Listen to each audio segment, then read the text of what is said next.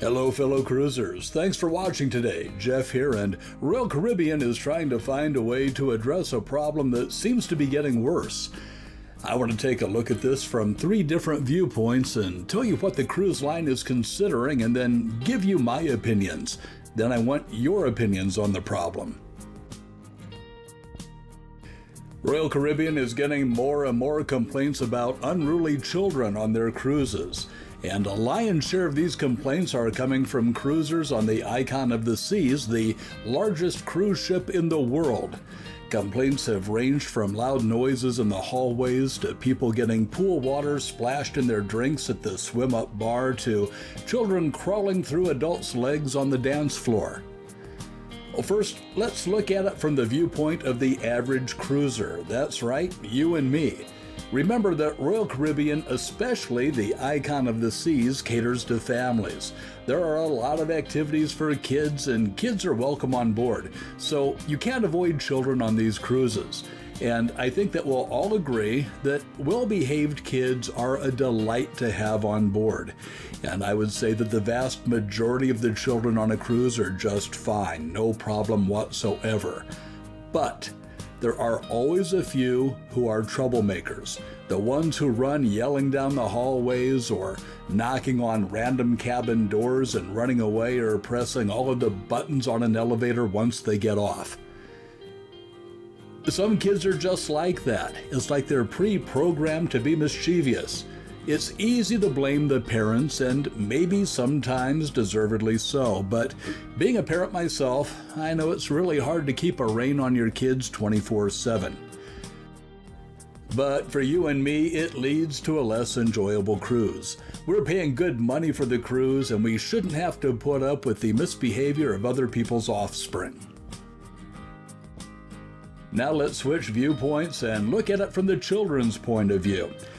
Believe it or not, I was a kid once, and I got into trouble more times than I'd care to admit, and let's just say that my derriere was not unfamiliar with the feeling of getting whacked with a wooden cooking spoon. Yes, I have to confess that I participated in ring and run, or some of you may call it ding-dong ditch. I made a few prank phone calls in my day, and I did a few other things that were pretty stupid.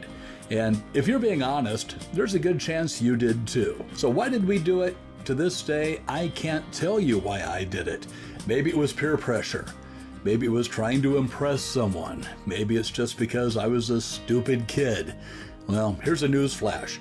There are still stupid kids out there, and I bet there always will be. Don't get me wrong, I'm not excusing this behavior. It annoys me just as much as it annoys you. In my business, I frequently work in environments where there are children present, and my observation is that behavior got significantly worse after the shutdown, and we were faced with remote learning and isolation. A lot of social skills went right out the window because children had limited opportunities to have face-to-face social time. I've noticed it getting better, but it's still not back to where it was before 2020. Okay, I mentioned earlier that there were 3 viewpoints I wanted to share. I've given you the viewpoint of the average cruiser, that's you and me, the viewpoint of the children, and now the viewpoint of consequences. On a cruise ship, there's always the chance that things can go very bad very quickly. Let me give you 2 scenarios that I hope will never happen, but I think they're pretty likely. As I've said, I've worked in environments with children, and I've seen 14 and 15-year-olds who could pass for 18, 19, 20. What if a 14-year-old boy who looks 19 upsets a guy who's been enjoying the drink package a little bit too much, and the guy takes a swing at the kid? We've seen fights on cruise ships before, and it would be easy for an underage person to get involved in one, especially if they were acting like a jerk to the wrong person. The next scenario is a very distasteful one, and I've talked about before how people sometimes get lulled into a false sense of security when they're on a cruise. They think they're surrounded by some kind of a protective bubble, but they're not. A cruise ship has all sorts of people on it. Some are good, and some are not. If a child is wandering a ship at night on their own, there's a chance they could encounter one of those not-so-good people, and that could lead to horrible consequences.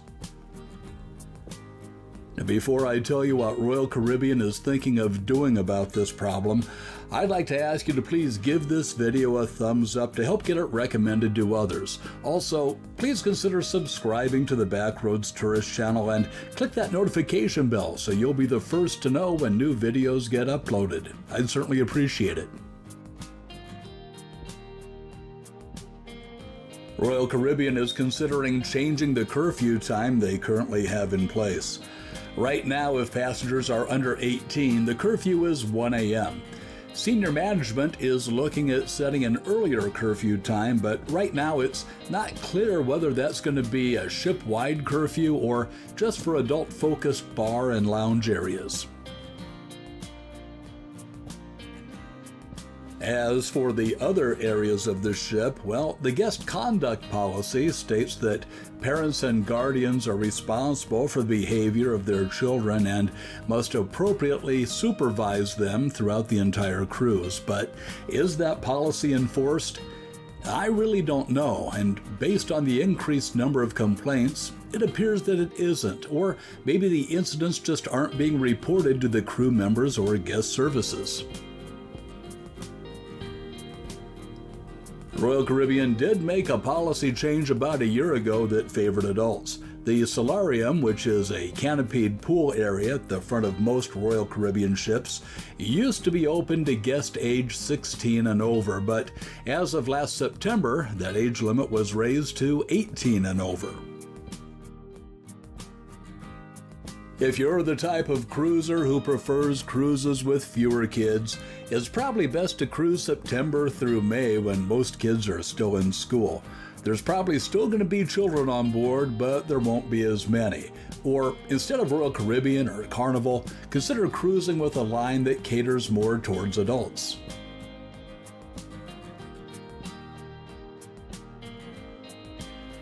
So what do you think is the solution?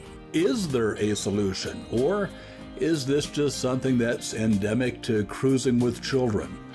Royal Caribbean has to walk a very thin line here. They still want to be friendly and welcoming to cruising families, but they also need to take into consideration the cruise experience for adults who are cruising without kids.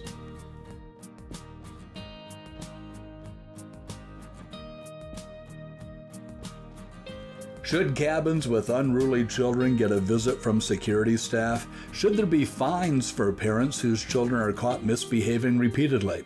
I'd love to hear your take on this. Thanks for watching. I'm Jeff, and I hope to see you on a future cruise.